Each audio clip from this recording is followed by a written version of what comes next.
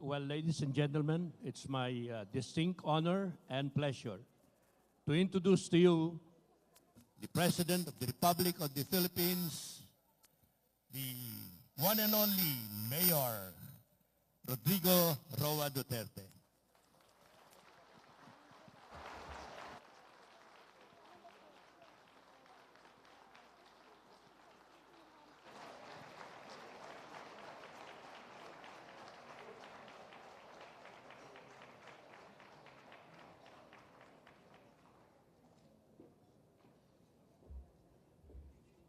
Salamat po. Kindly sit down. You know, I cannot struggle around the floor because protocol and procedure requires us presidents to always take the lectern of the presidency. Magandang gabi po sa inyong lahat. Former President Fidel Ramos, my number one critic and number one supporter. And that is good. Yeah. You know, dissent and criticism would make this democratic country healthy.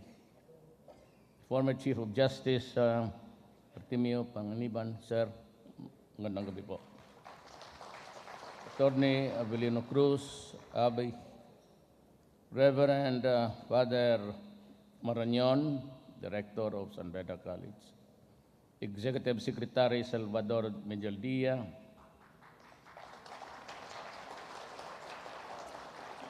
Justice Vitaliano Aguirre and members of the Cabinet, officers, trustees, and members of the San Beda Law Alumni Association, my fellow workers in government, my beloved countrymen. Abraham Lincoln, the President of the United States, could not have been more correct when he said, and I quote, "If I were to try to read, much less answer all attacks made on me, this shop, the office of the President, might as well be closed for any other business. I do the very best I know how, the very best I can, and I mean to keep doing so until the end. If the end brings me out all right, what is said against me won't amount to anything. But if the end brings me out wrong, 10 angels of God swearing I was right would make no difference." At the start of the campaign, and even when I was mayor, I was very emphatic about the issues that it would destroy the country if it is not interdicted. You know, ayaw kong magyabang, and President Ramos is here. Pero kung hindi ako ang naging presidente, itong problema sa droga, which is really a virulent issue, and of course activity, hindi ito lalabas ng totoo. You know, initially, while I was campaigning, I was already mentioning some generals who were involved in the drug industry. And I warned them, nagkakampanya pa ako, at hindi ko na lang sinasabi yung pangalan. Pag ako ang naging presidente, habulin ko kayo. And there is still time. Maybe you want to quit now that hindi pa ako ang naging presidente. So, nung nanalo ako, I named in already known personalities. But to my horror, after the so many names that I mentioned, the final report of the PDEA from all sources collated from the, of course, the National Intelligence, the intelligence community, the NBI, lahat. Binigyan ako ng kopya na gano'n kakapal. So sinabi ko, medyo maproblema ito. Ngayon, as validated, submitted to me during a cabinet meeting, ganon kakapal. So isip-isip ko, tinawagan ko ulit. So the last civilian agency na walang ka-alam-alam dyan, at least there is no bigotry in it kasi hindi naman sila connected sa DILG. And as validated, ganun kakapal. Kasi nawag ko yung cabinet sila, bingbong, pati yung mga dalo. Sabi ko, hindi ko ito kaya. And even if, assuming na sinasabi nila pinapatay ko, sabi ko sa kanila, I will run out of time and bullets. Because in this report, nandiyan na lahat. It all came to pass. Yung pangalanan ko, mga generals, they kept on cropping up, like Luot. Baski sa ang Region 1 Intelligence Report, lumalabas yung pangalan niya. Sabi ko, who is this guy? Yung pala, kung saan siya na-assign noon, he was playing all along the drug industry. At ngayon, as submitted, nandiyan naman yung pangalan nila, and everybody else that were read by me earlier in the days of my administration. Ganon kakapal. So what I propose to do would be really, hindi ko talaga kaya. So about so many thousands policemen and mga itong barangay captains pati mga mayors, municipal, may mga city. How do I investigate them one at a time tapos? And if I will file charges, I would have to get some evidence. I will never accomplish that duty. Pero ito isa lumalabas to. The problem with this government is some people, when asking or demanding whether I am telling you the truth or not, is they want proof beyond reasonable doubt. Paghuli lang nga, probable cause. So when you're a president, you do not do that because it is not your duty to collect evidence. That's for the prosecutors and the police. So yung pag dumating sa akin, it behooves upon me just to validate ano ba talaga to. Then I try to call everyone kung may mga pinsan ako sa Lanao, gano'n. May mga pinsan ako na mga MNL Lebron. So I tried to call them, ano ba to? Anong laro ninyo diyan? So I said, to my horror, ganun kakapal. So maybe before the end of the month, I will submit that report to the National Security Council at bigyan ko sila ng tag-isang kopya. And the Senate President and the Speaker of the House. Then let us formulate how to prevent a disaster for the next generation. Mabuti pa nga ang terrorism. I would rather deal with terrorism because actually it's just violence for a moment. Pagkatapos ng encuentro, at least you know that you'll suffer some wounds or you die. But nahayaan kasi natin ng except during the time of President Ramos, and not I'm saying this because he's here, but simply is the truth.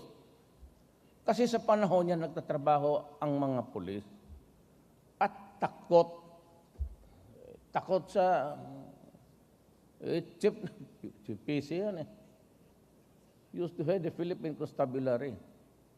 But I'm sorry to say, during the two administration, napabayaan talaga, and they were just paying lip service. They knew.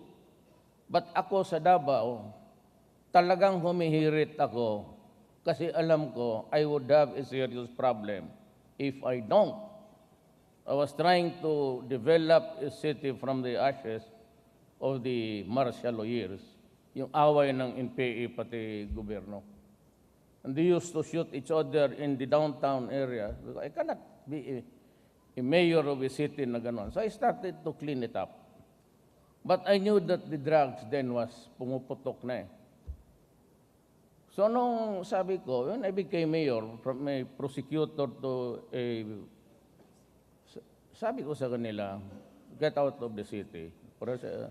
If you destroy the youth of the land, which is really, ang anak natin ang future na, ano bang, bakit ba tayo nagpapahirap? Why do we work to us, to death, on our ass, just to, it's because of the children. Napabayaan, and the next generation is now in jeopardy. Ngayon, kung wala kang gagawin dito, I said, with the drug industry, ganon kakapal, puro pangalan niya na, elected officials, ganon, police, ganon kakapal. So it would give you the magnitude of the problem to be solved. Hindi mo kaya ako kung sa Davao, sige, if you do not go out of the city, I'll kill you. Well, papatayin ka talaga, umalis. So wala akong napatay, kasi umalis. So kayo nagpaiwan, namatay naman ang sarili nila. If it is not suicide, sasabihin sa'yo, umalis ka, patayin ka. Ayaw mong umalis. What do you call that? Homicide. Sinabi na nga, umalis ka kapag papatayin kita. So if you stand there in front of me, maybe make a, di sigurado. Pag ginanon mo ang, what is really very important is the state of lawlessness. Kaya I tried my best. So Davao, would you believe it? Domestic income within the city. Economic growth hit sometimes, anong year yun? Panahon mo siguro ni President Ramos. 9%. Ngayon ang Davao ngayon. Look at Davao now. Look at how clean Davao is. Kasi may pera eh.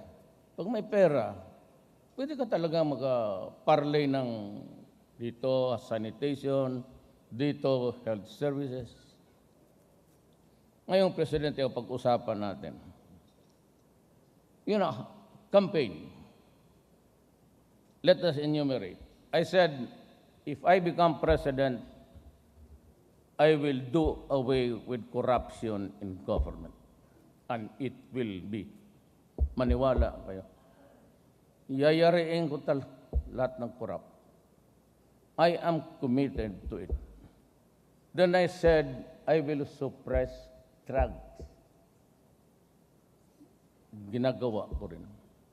And believe me, until the last pusher is out of the streets and the last drug lord is exterminated, it will last until the last day of my term. Walang, di tao atras dyan. And I said, criminality, it has stymied our economic, social, and political life. It should also stop. I am just on the so many months of my term. I still have enough elbow room for the next years to gawa ko ng plano, concoct something there to realize my objectives. And by the way, I know that even in this community of San Beda, we are divided. But during the campaign, and I'd like to remind you, even during the debates, I think it was in Cebu that we were asked the question. Kaming lahat dito. 3 of them responded to the question, will you allow or would you agree to the burial of Marcos here sa libingan ng mga bayani? Binay and I answered yes. May I remind you? Kasi pati yung, well, sabi ko, doon ba siya sa Davao? Because my mother was one of the yellow leaders sa Davao. There were only about 4 of them earlier in the days of martial law, marching along the streets of Davao. And at one time, she was talking before a crowd of security, police, and military. Yun lang ang crowd niya. At binagmumura niya yung... But, you know, as a son, I had to be there.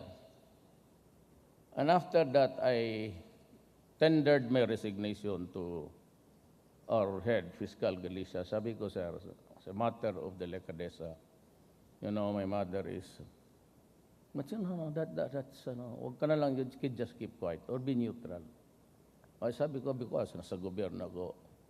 Along the years, I tried 3 times. Every time, I was denied. So I kept on to the last days, yung independence. On this day is the coup.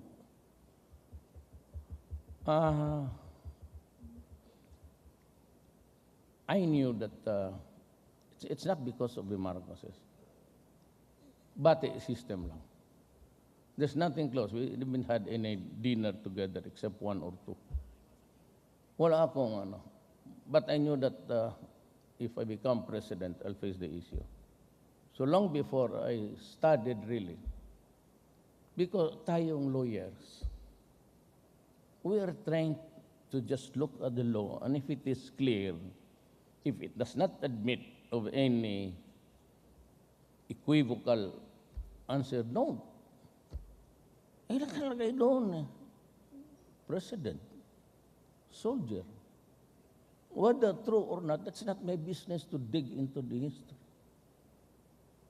Whether or not he became good or bad or worse along the years, that is not for me to decide. I know, abogado man tayo dito. And he was a soldier. If he said that he was a coward and did not receive the valor rightly so, oh, no, that's not my problem. I was not there.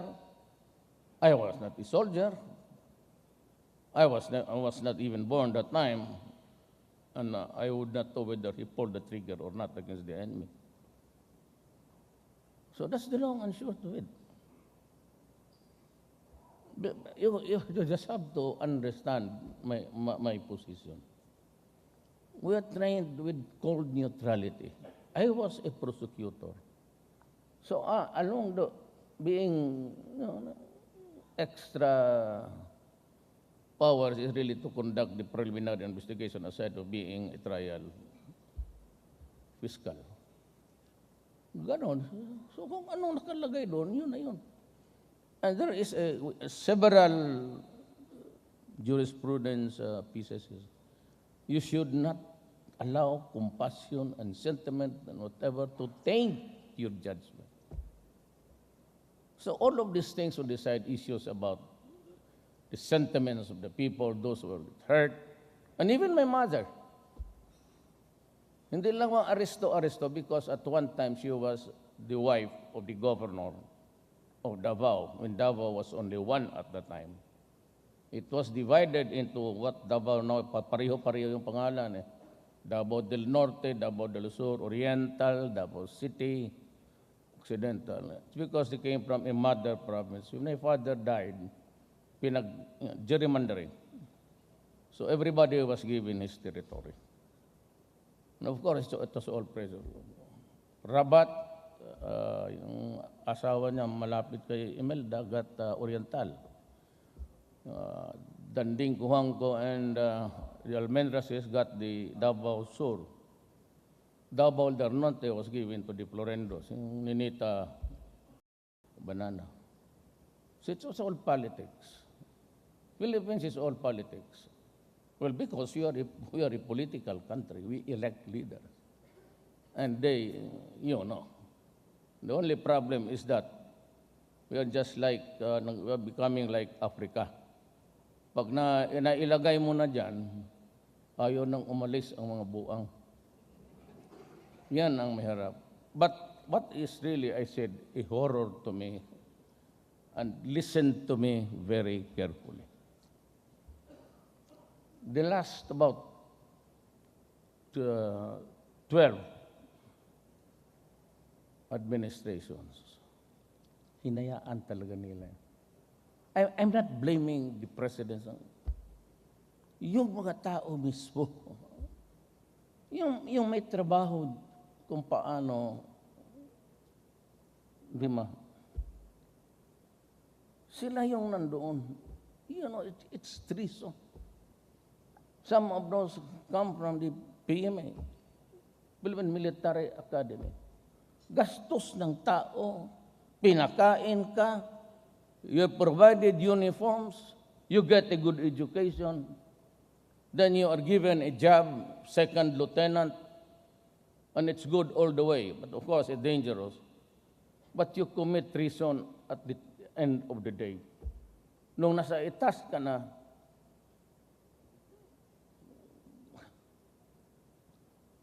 kat pupunta ka sa akin, sabihin mo, wala ako doon. Maniwala kami, wala ako dyan sa ano. Pati ako bulahin mo. Kung bulahin mo, di anong gawin ko sa iyo? Putang ina, kalitsay ka. Ito tama, totoo. Huwag mo akong bulahin, talagang madisgrasya ka. Sinasabi ko na nga publicly na you projected, you go to me and, well, of course. And then you go back to your territory, you renege everything you say, and then you continue your happy days. Because it is operated even inside prisons. Pareho yan lahat. Do you know that in the entire Philippines, the transactions are done? Kasi sabi ko sa mga polis, pag may manakita ako ng utang inang prisuhan dyan na may cellphone, ipapakain ko sa inyong... Pag hindi mo hinampas yan sa ulo nila, they could not come to their senses. Because of money. Madali. Pakita mo, naghirap na ngayon ang supply. Ano ginagawa ng mga gagong ito? Bumabalik noon sa hold up, may kidnap na naman. Wala ka talaga. So the moral issue is, you build cases against them. How many policemen would you need to build a case? To just make some tips there, follow up here, follow him. How, for one criminal, ilan ang police kailangan mo? How much would you spend? And what is the timeline? Sa pagkakarami nito, ay sadang ganito, nako, pag magsabi sila na makikita man kami sa, pati si Presidente sa National Security Council. Pag sinabi niya, ikaw man yung Presidente, so anong gawin mo? Okay.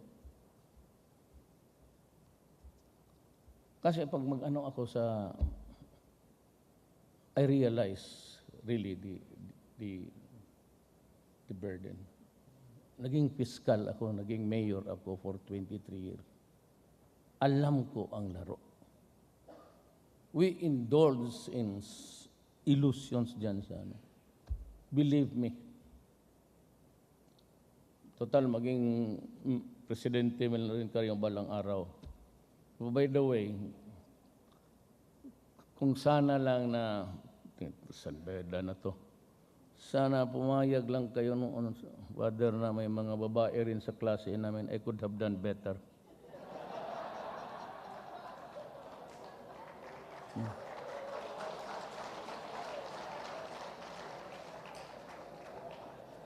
Tapos ganon kagaganda. I was just even kilene, sabi ko yung tuhod mo, bilog na siguro, hindi ka na nagdadasal. That's what really ito. No? It's surrounded, dapat maging flat yan konti because women who go to church, medyo flat talaga yung knee, tuhod. Sabi ko, ito lang simba-simba na yun, tignan mo. Makinis, sa totoo. Ayun lang naman. Ang problema kayo itong modern times and the living past, lahat na lang bawal. Tingnan mo si Presidente ko na gustong maghubad. Those are things that are really what makes life nice here. Hindi ka na ako pala biro ako. Pati yung mga babae na polis, pinaghampas ko yan pag yung puwet, ginaganon ko.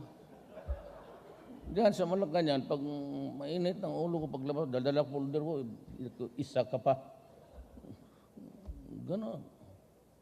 Those are really sinubrahan kasi nitong Western Morris. Sumobra ang mga putang ina niya. Totoo. Bata, nawala na tuloy ang gana ng buhay natin. Ano yun what is clearly sexual harassment, especially if you are a superior. Ganon, talagang mahirap. And even looking at lewdly at the people, yung mga ano mo. Other people, hindi ka mapansinin ng mga babae. But if you do that in a private confines of a place, tapos you start, well, anyway, yun ang... Now, I was in Holo yesterday. Puso dito sa Buanga. So, I pinned some medals on the wounded soldiers. Out of the 6 doon at seriously, sabi ko, makita ko kasi may tag eh. So I would say, ano ka, Maranaw? Maranaw ang lula ko eh. Maranaw ka? Hindi, ano ka. Tausog. So I could just imagine na itong bayan na ito, even the Tausogs are killing each other. I agree with President Ramos. There can never be a real fight. You'll just have to talk. But itong kasi I was asking point-blank questions. Sabi ng media doon, Presidente, pang-anim mo nang balik to dito sa wounded, pati yung namatay ng mga sundalo. Kailan mo tapusin yung mga Abu Sayyaf? Sabi ko, anong gusto ninyo? I mean, I could do it. I could burn Hulo now. I could bomb the place. And in the mountains, mag-carpet bombing ako. And I would tell the military, after the operation, ayaw ko makita na isang tao standing. Do you want me to do that? And if I kill children and innocent people and all, can we survive as a nation? Same in Lanao. We're talking with the MI, at least si Ms. Wari lumabas na. Kasi sabi ko sa kanila sa cabinet meeting, look, if you deprive Ms. Wari of his liberty, you may grant that he was a criminal of sorts sa Zamboanga siege. But hindi mo pinalabas yan, may sakit yan.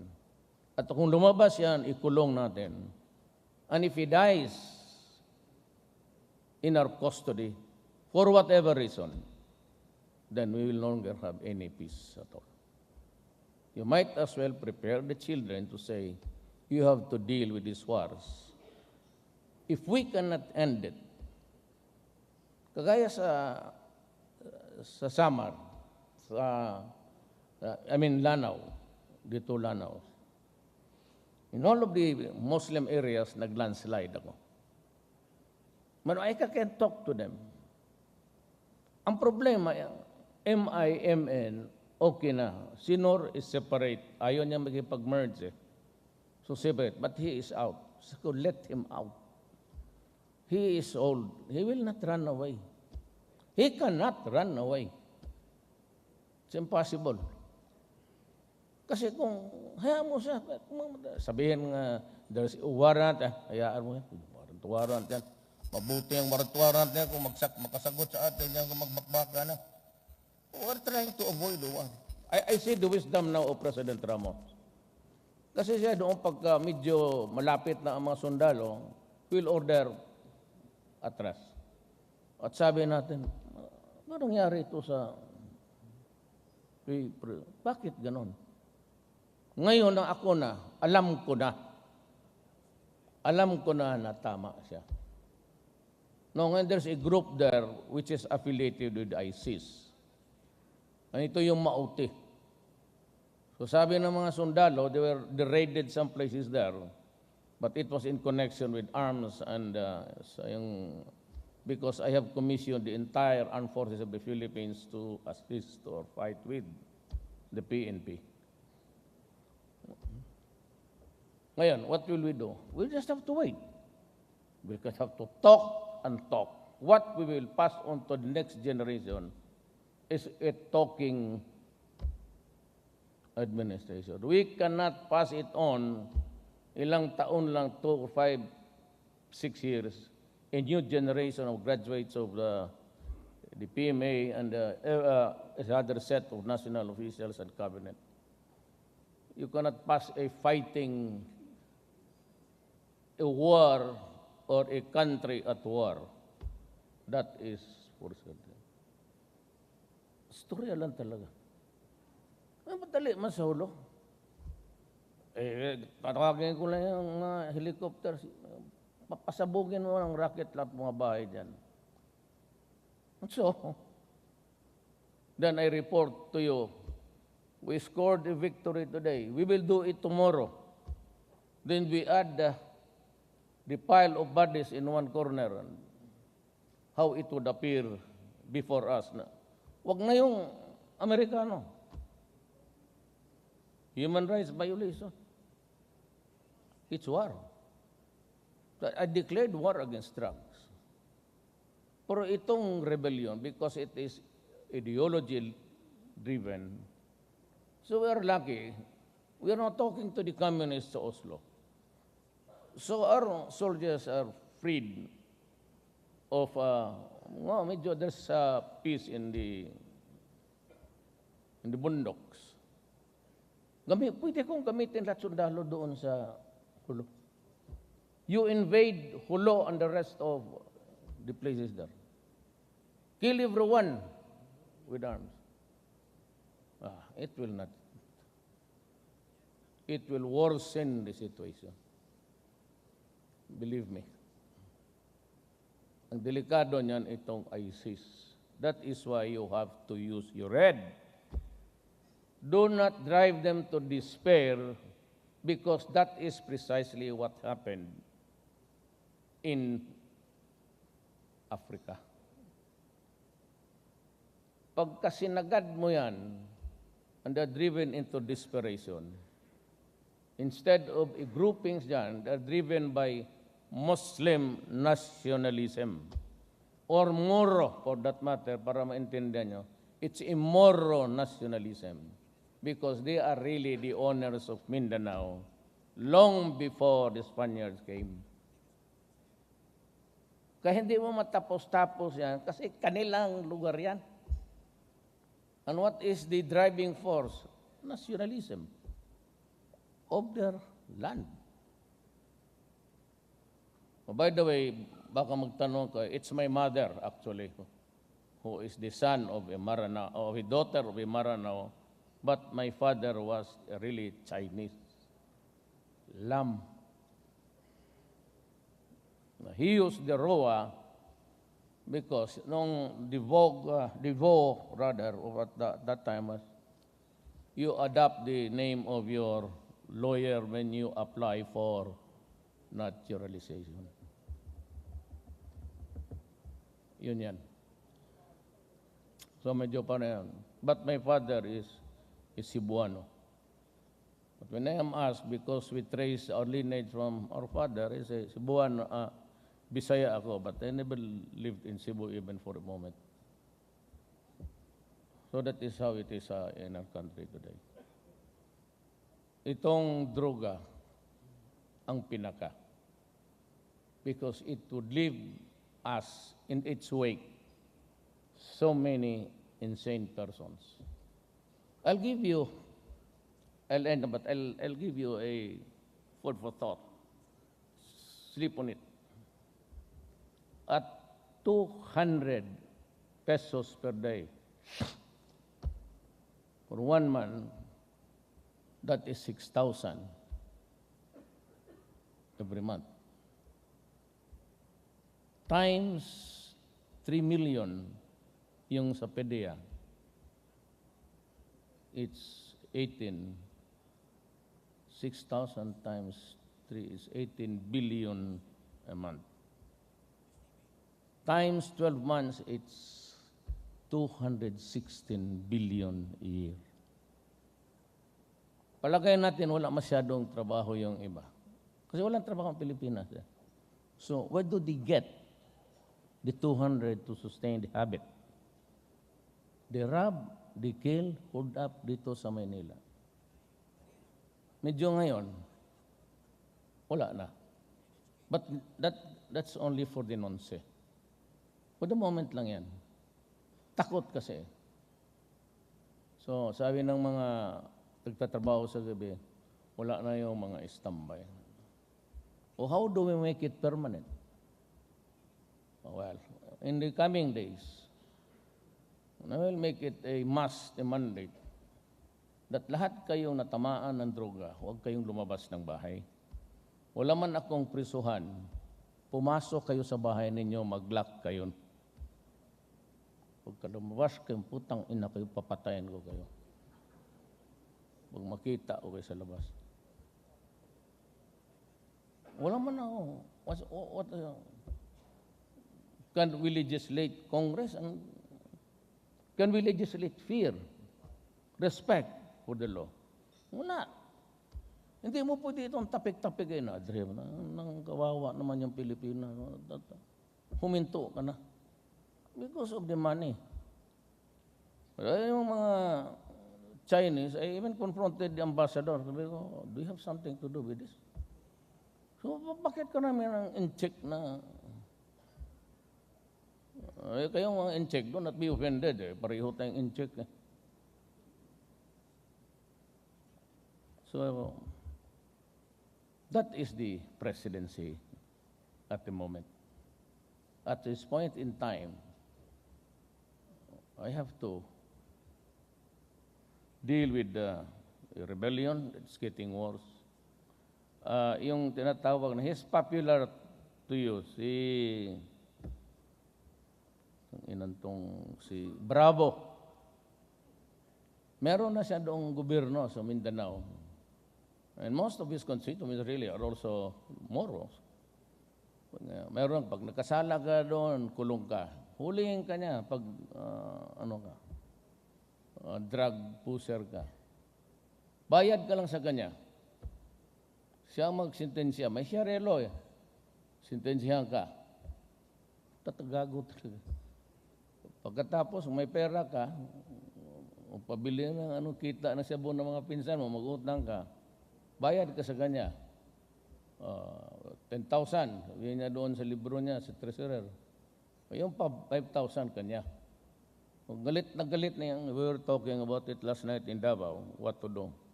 Saka I will decide. Maghahanap ako ng maranaw, isip-isip ko si Dabs Mamao, yung presidential advisor for, siguro, I'll give you, siguro mga 20 days to get rid of Bravo. But one of these days, I said, I'll be forced to ask the security forces or unahin mo na yan. Kasi in fairness to the Moro leaders, Murad and all hate drugs. pagka ang ano ng mission ng police doon, pati army, papasok sa territory, and it's a drug mission, di may left, hindi makialam, hindi makialam. So that is really a something which we should appreciate. So we have to deal with the traditional Moro. We try to avoid the contamination of ISIS. What we are afraid of is if the ISIS are pushed out and they lose a land mass, kailangan ka magluto, maghiligo.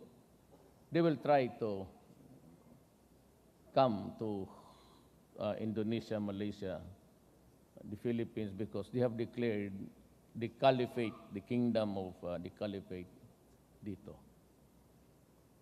What will I do?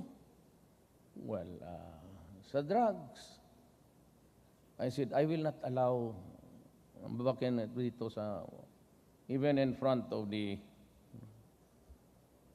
what will I do? I will not allow you to destroy my country. Criminals, I will have to deal with you one way or the other. Corruption, I ask everybody working under me, under this government, under the executive department, to please hear me out. Kasi talagang upakan kita. I will not, that's why I'm opening the RPTV. Yung every day they can text the official, never mind about libel andun. Sabi ko, sige, lagay ninyo ang pangalan ng tao, pisina, lagay mo kung anong hiningi sa'yo. And it will lalabas yan doon sa, and so the people of the Philippines can just tune in and they would know the idiots who are corrupting this country. We may be wrong, and no doubt about it, I'm willing to apologize every day that we commit a mistake. Fair is fair.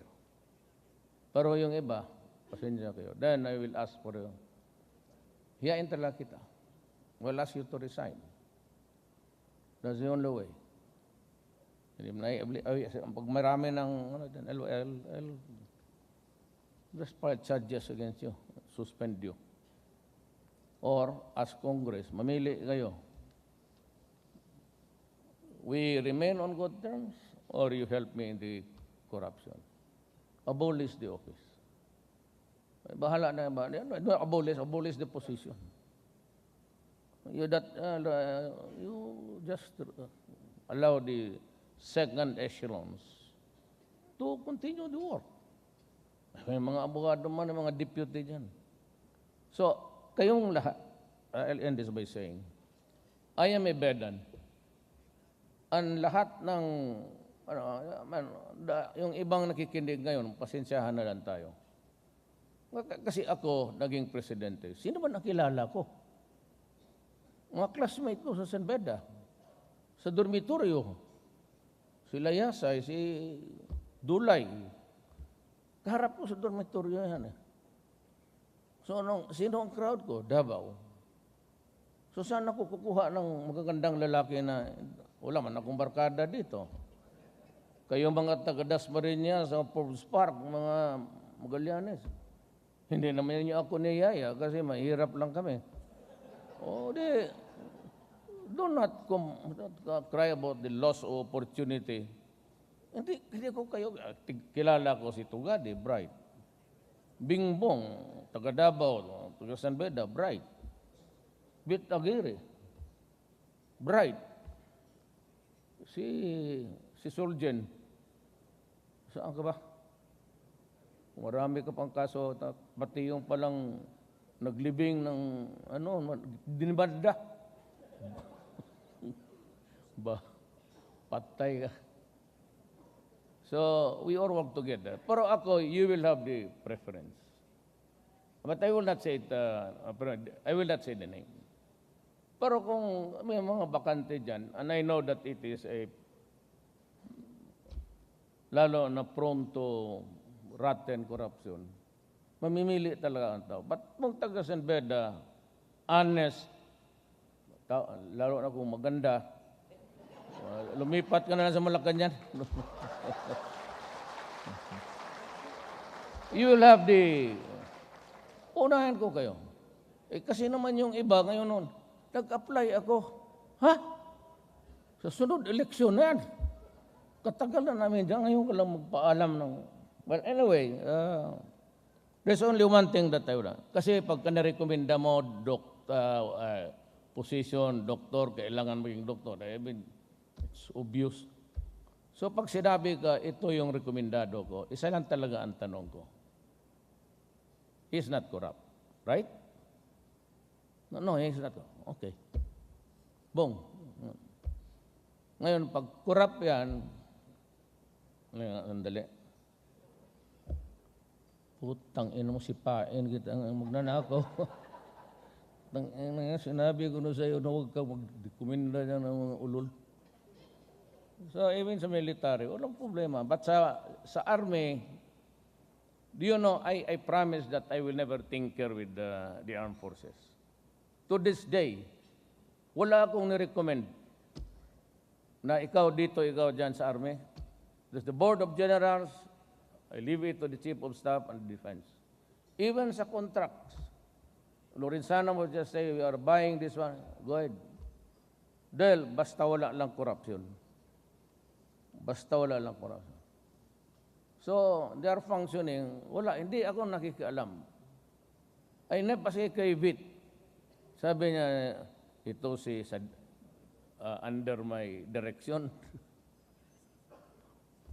As God is there, and can ask everybody.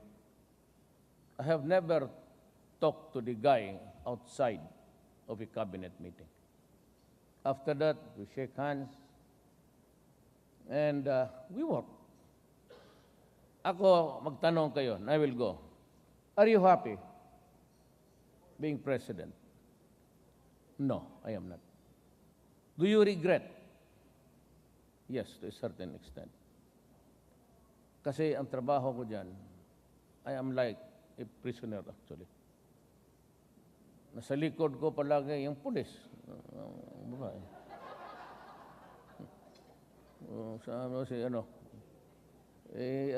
She's from Tawi-Tawi ito. Saan ba ang aide ko?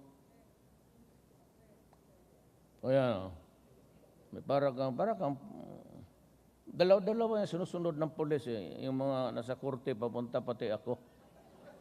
Bigyan mo lang ako handcuff, pareho na wala na. Wala akong freedom. You will lose entirely your private life. I cannot talk to anybody just lang. Lalo na yung mga negosyante, gano'n. Kayo na lang dyan. You go to Tugade, you go to... Do not talk to me. I said that. And hindi na nagsara ako, but better that yung mga negosyante nyo gano'n, only if there's a problem. Then, yung hiningi ka, the first whiff of corruption, just call me. Madali yan, i-transfer. Kasi maraming bakante sa Hulo pati Basilan. Totoo. May mga yung polis na sabi ni Tolpo naghihingi dyan sa mga to. Sabi ko, animal ka, litse ka. Hirap na hirap ako magpunta sa ibang bayan, makiusap ng mga investors. Pag yan na ang start to, I will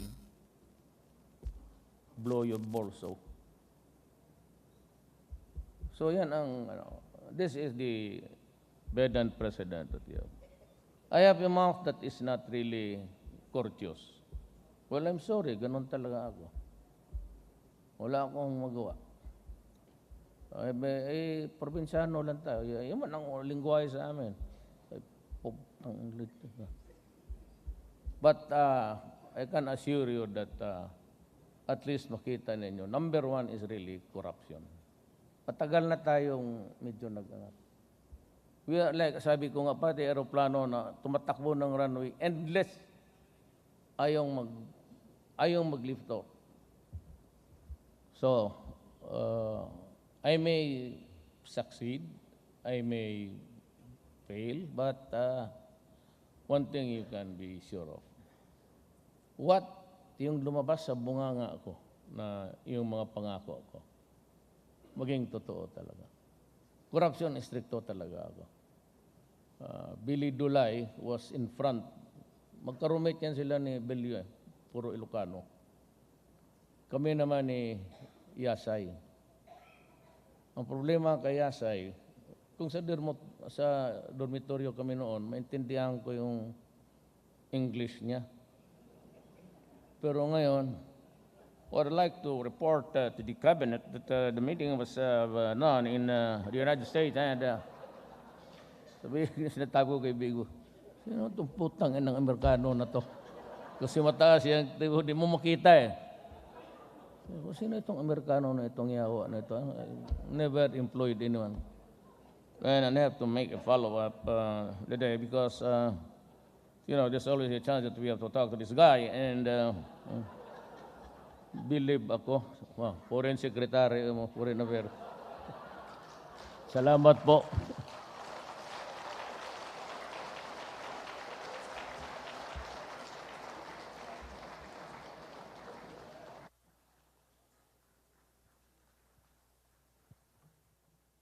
Maraming salamat po sa ating presidente. Mangyari hong pumunta sa in front po ang Justice Francisco Acosta at ang presidente ng Alumni Association, Attorney Avelino Cruz, the chairman, kayo po yung presidente, I'm sorry, and the other members of the Alumni Association. Meron po kayong igagawad sa presidente. Kayo po. Ano po ba? Ay, yung medallion. Saan yung medallion? Where is the medallion? Kat, medallion. Asan? Asan? Asan? Okay. Bibigay niyo. Okay. Ito.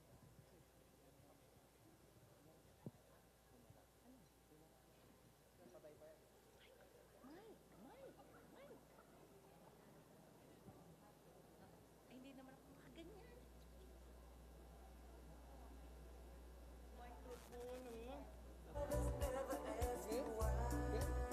This Embeda Law Alumni Association elevates President Rodrigo Roa Duterte to the 2016 Embeda Law Hall of Fame in recognition of his distinguished legacy in the field of government service, thus becoming a source of pride and inspiration to young Bedans to be great Filipinos. His exemplary professional achievement and commendable government service is continuously building a fully human, wholly Christian, and truly Filipino community, striving to make the kingdom of God a reality in this world and a faithful embodiment of the Benedictine ideals of peace, prayer, and work. Given this 26th day of November, in the year of the Lord 2016, during the San Bedelo Homecoming, Shangri-La, at the Fort Bonifacio Global City, Taguig City. Signed, Justice Francisco P. Acosta, President, San Bedelo Alumni, Attorney Avelino V. Cruz, Chairman Emeritus, San Bedelo Alumni Association, and Father Aloysius. Ano ba yung sinasabi niyo? Akala ko may problema kayo eh. Very Reverend Father Aloysius Maria Maranan, OSB, Rector President, San Beda College.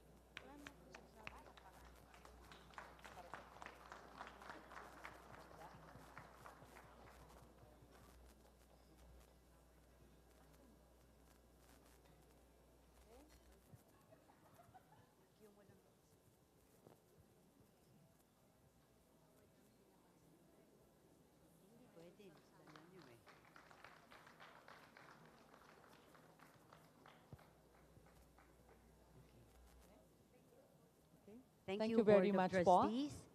May we call on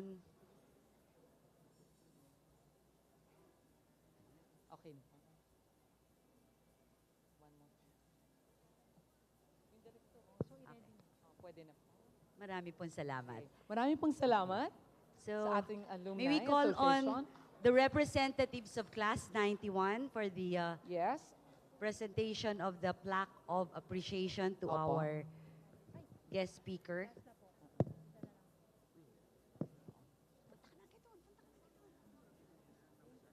Okay. We would like to call on Attorney Joseph De Chavez, Attorney Rizal Castillo, and Attorney Teddy Pastrana. Ito po ang bigay natin sa Presidente from batch 1991.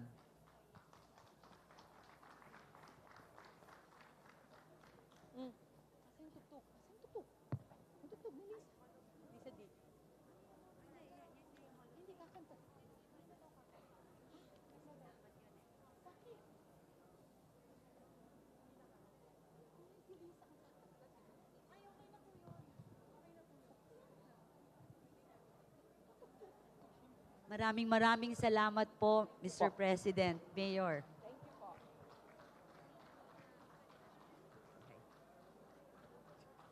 Maraming salamat. Palaging kayong kamay ng kamay. Thank you po.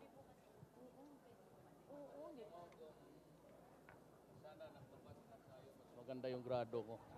Sige po. Ano ko? Mas maputi mo. Nakita po. Okay. As we... May we now call on to serenade the President at sa ating lahat, may we call on Justice Lisa D. Palakpakan po natin. Good evening, everyone. I'm so honored to sing for you tonight, especially to my batch and our dear President, Mayor President. Thank you, Manong. Thank you for coming, for all the guests. We're all so proud to be with you tonight as Bedans.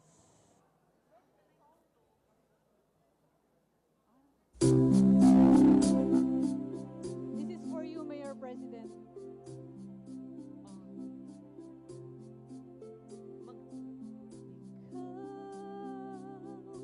Ang bigay ng may kapal, kung sa aking dasal, upang sa lahat ng panahon, bawat pagkakataon, ang ibigin ko'y ikaw. Ikaw ang tanglaw sa aking mundo, kabiyak nitong puso ko. Walang ni kahati mang saglit na sa'yo'y pagpapalit, ngayon at kailanmay ikaw. Ang lahat ng aking kalaw, ang anhik ay ikaw. May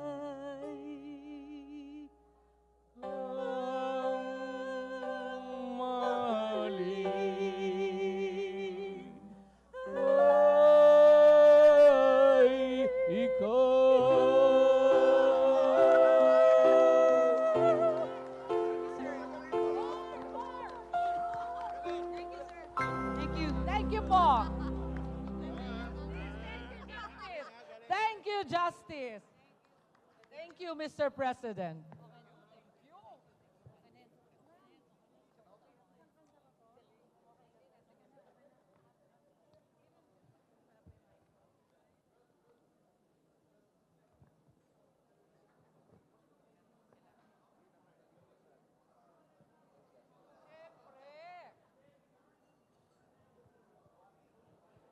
Meron pa ho.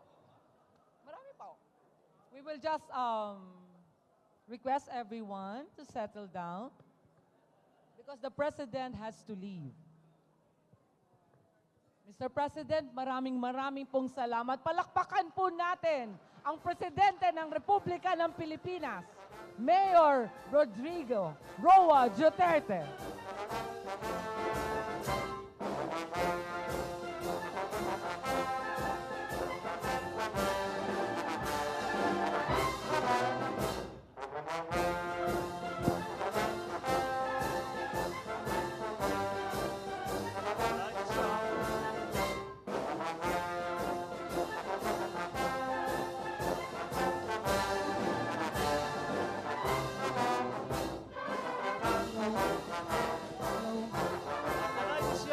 Hello, request everyone to go back to their seats.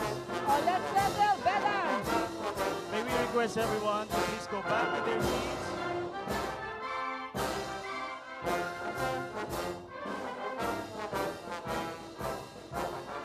May we request everyone to please go back to their seats.